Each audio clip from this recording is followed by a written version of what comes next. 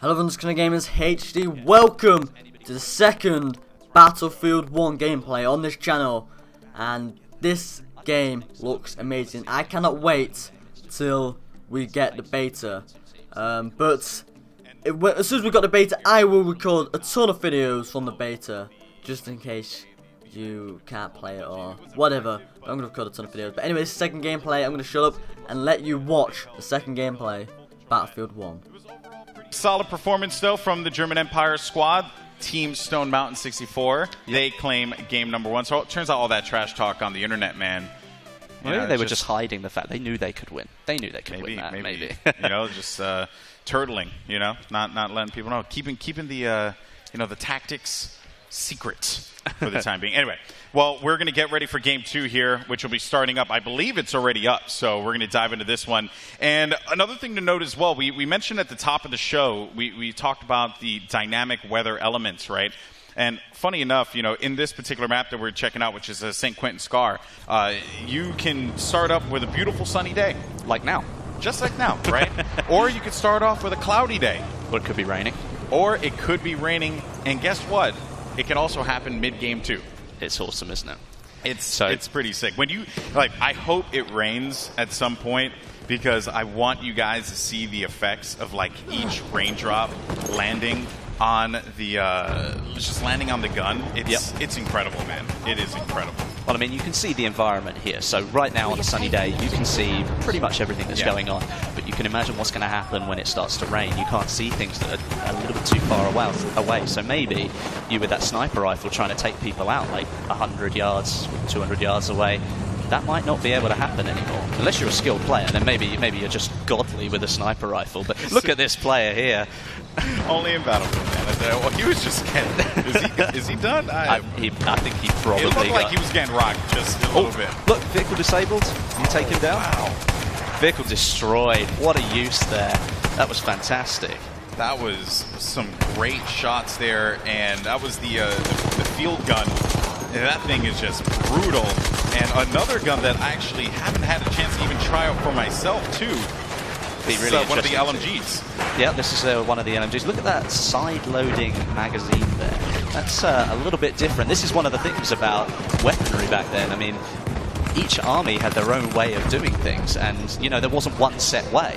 So you can see it in the tanks. You can see the German tank is very different to the British tank, and that's exactly the same with the weaponry. I mean, they may have thought this might be a good idea. Other armies didn't think so. Yeah, what's really cool is that it's a balance of the testing of what we saw in World War I, the weaponry that we saw being tested in that time period, as well as what was actually used, Correct. So there's a lot of cool, different kind of gameplay elements there, all in the interest, most importantly, of fun gameplay, right? Which this game certainly is. And look at that stare. The death stare right into the camera. He's intent on winning the Team Neebs this time. Team Neebs. Team Neebs. Team Neebs. All right. Well, let's see. Hopefully they could pull out the W here.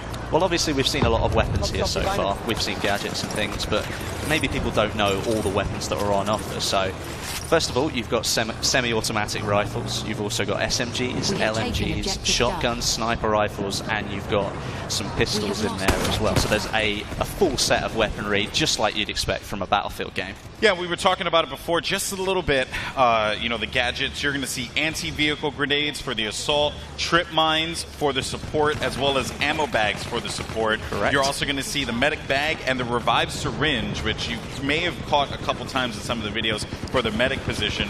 And then you have the signal flare, which spots enemies for the sniper.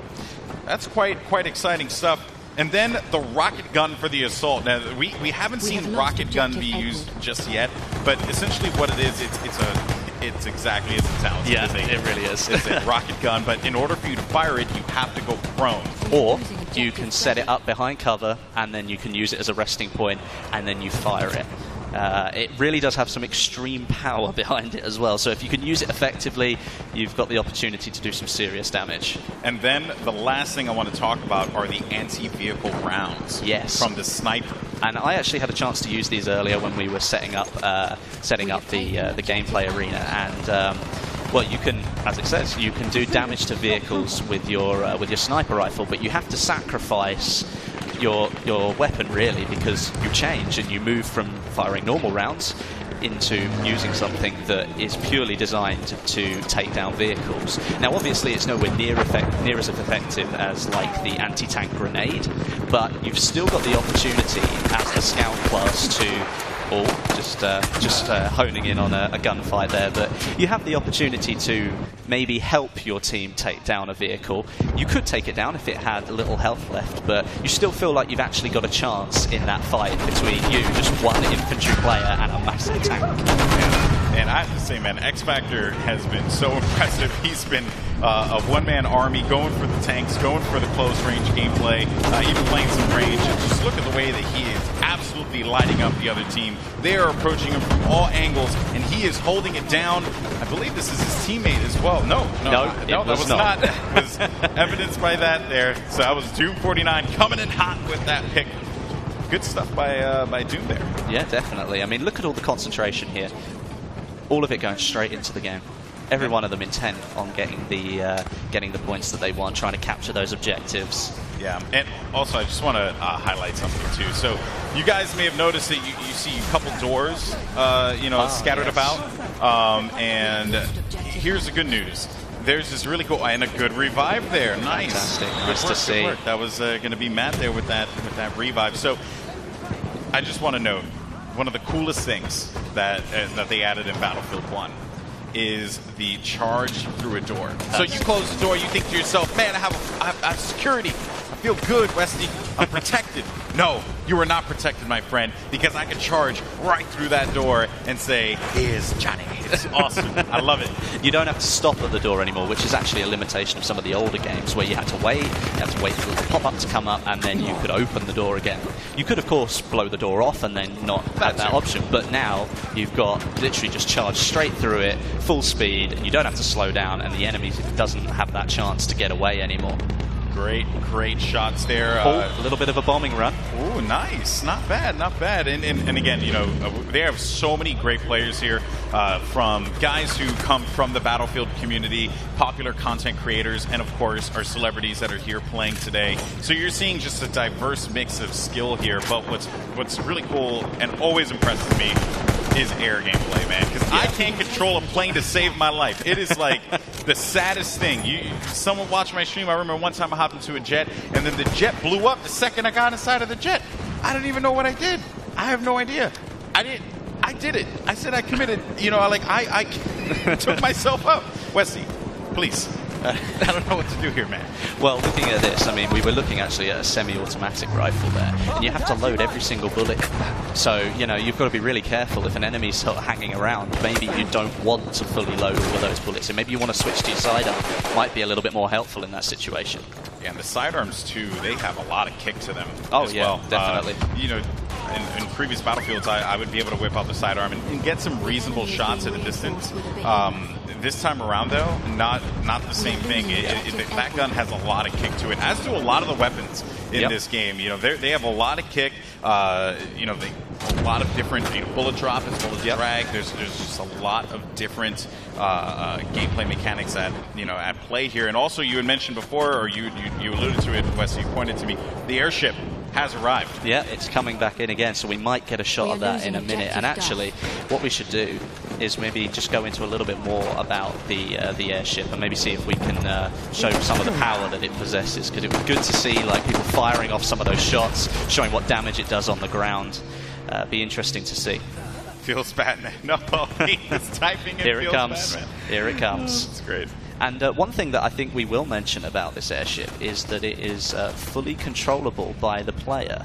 Now, in the past, you might have noticed some of the bigger objects in the Battlefield games, but this one is fully controllable by the player. So all that power, you can take it wherever you like. But obviously, it's a huge object in the sky. It's not like it can turn around in a couple of seconds, so if you want to go somewhere, you better pick that out in your head just as you start using it and then head for it. Don't change your mind, because it takes a long time for it to move around. And you could obviously get taken down by that point and not be as effective. Also, I want to note too, you saw when he picked up the, he picked up that mounted machine gun there. Yeah. visibility, right? A lot of these weapons, you know, even when you talk about the airship, right, and like what it's able to do, what it's not able to do, it's still a behemoth, right? But, you know, at that time, right, visibility was very limited. Yeah. It was all about protecting yourself. So you'd see like shielding like all over the place. Yeah. Even like some of the armor that you would see back then, because they actually wore full armor in World War I. Yep. It was insane, right? Especially with the weaponry that was at play at the time. But it was like just the concept of running around with just full-blown armor. And even for those mounted machine guns, you see the, you know, just the visibility, the lack of visibility that you have. It's a trade-off for such a powerful weapon. Correct. I mean, that's something that you will know all the way through Battlefield 1. I mean, even looking at it here, you can see this tank's just pushing its way on through, but there are certain areas where you're like, right, well, I've got to try and get this tank out of a tiny little gap that I've got myself stuck in. It can't turn very quickly, it can't move very quickly, so you really need to be ready for the situation. You've got to learn how things really work. Like the semi-automatic rifles, for example, once you fired all those shots, you've got to individually reload, where an SMG might be better because you just pull out the magazine and pop another one in, away you go. So there's all these different, like, sort of intricate little things here that will come into play. And I think that because it's still the Battlefield game that you know, but it's just a little bit different, and it's a little bit, I think it feels better. It's guys, I'm not even kidding. This game is like, look at this. Nuts. You see the top-mounted magazine there, getting right in the way, like what you were saying. It's like people thought that was the best way to do things. We'll get it top-loaded so it's easier to fit a new magazine in. Oh well, but it's right in the middle of my face. So, you know, it's just one of those things. Yeah. Now, of course, we have just an update to the score there. It seems like the German Empire is doing a really good job continuing to rack up points. We have just under, I believe, like 3 minutes or 4 minutes for this game before it concludes. And a great run here with the plane. Does a substantial amount of damage there, coming back in for another run. And there's a lot of things that we can cover about this game. You're even seeing it here, actually, when X Factor was looking at it. You can see that wherever there's an explosion, right? Oh, we goodness. got taken down. That's unfortunate. Big Star just ran him over. So, one thing to note, when a tank, you know, explodes, right? When you shoot a shell into the ground, that ground now actually changes shape, right? It's fully deforming. Like you can just lower the ground a little bit to give yourself just a tad bit more cover. And now we're starting to see the rain come into play. So it started off as a beautiful sunny day in St. Quentin Scar, and now it's raining. Oh, but rain is beautiful in this game. Well, I mean, like we were saying, this changes visibility. And for people like pilots in the sky, even, like, you know, you're having to drive through rain now. Maybe you haven't quite got the visibility on that other plane that you were looking to try and take down. Perhaps you need to change up your tactics, try and take people down on the ground instead. Here comes the rain, folks, and look at that sight. It's absolutely beautiful. I mean, look at all the background imagery as well. Look how far you can see. You can really see, like, the battle beyond what you're playing is going on in there as well. That's actually pretty cool. That was a good shot. Way to go, production team. Good job. Good job. The airship doesn't appear to have been damaged all that much. And again, it's the British Army that have got it. So they're doing quite a bit of damage. As a matter of fact, you see those gondolas there, right? They actually host mounted machine guns. Yeah. You can shoot down those gondolas individually. Yeah. They will come crashing down on the ground. So there's just like carnage everywhere. Level cap, though, got shut down. If you've got an extreme, well, if you think you've got good aim and you want to take the sniper rifle, it is actually possible to kill the people sitting in those gondolas without taking it down. You can take them out from the air, on the airship. Oh, look how much damage is being done now. Oh, it looks like it's about to go. Oh, yeah. Or is it just the front? Is it coming down? It's coming down. I think it's coming down again. This is certainly not looking good for the airship. This was a UK airship here, and just the damage being done all the way in the distance. Look at that there, folks. All the way out there. This guy, he's nowhere. Snowmount's nowhere near it, but it doesn't matter. Look at that. Just It's gone completely down. Oh, man. But it comes down in a different position. It didn't come down there in the last game. The farmland, man. Yeah. Think about the farm. You've got a little bit jutting into some, like, the town area here, so you can see it's done some damage to the buildings, but it fell in a very different position, so it may not change that location as much as it did before. Yeah, before it was like smack dab in the middle, right? I mean, you know, it was actually a very well placed one, considering. I think the production team got a good shot with that one. Oh yeah, it was great. Oh, this guy's just biding his time because there's an enemy tank out here. And so at his, oh, he has the tank grenade. Yeah. Oh, he threw. I might have cancelled it. Yeah, he had to cancel. Something that you will notice, look at the weapons here. Because it's raining, you've actually got water falling on the weapon. You can see it there on the magazine quite clearly, that it rests on the weapon. So all the visuals are changing as the weather changes. So not only can you not see as far, but the weapon that you're looking at, it actually has got rain all over it, just like you would expect if it was raining and you were outside. Oh, gets the tracks. Oh, nice job there. Trying to get a pick here. Wiz Khalifa, though, is going to fall down, and that was going to be Gavin who picks up this stop. Look at that intense face right there. So intense. And here comes another bombing run and perspective from the plane. First, but that looks fantastic, doesn't it? Look, you can see all the movement in front there by the propellers. That's absolutely incredible. No! He hit the tree. I don't think he's quite got the power to get going again. No, he didn't. And it's just blown up. And there you have it, folks. The German Empire reigns supreme once again. Snoop Dogg raising his hand in victory. Congratulations to them. Well, that's is that 2-0 now? That's 2-0. But here's the thing, guys. We know that you want to watch Battlefield gameplay. We know that you want to see some of your favorite content creators, some of your favorite celebrities duking it out. So you know what?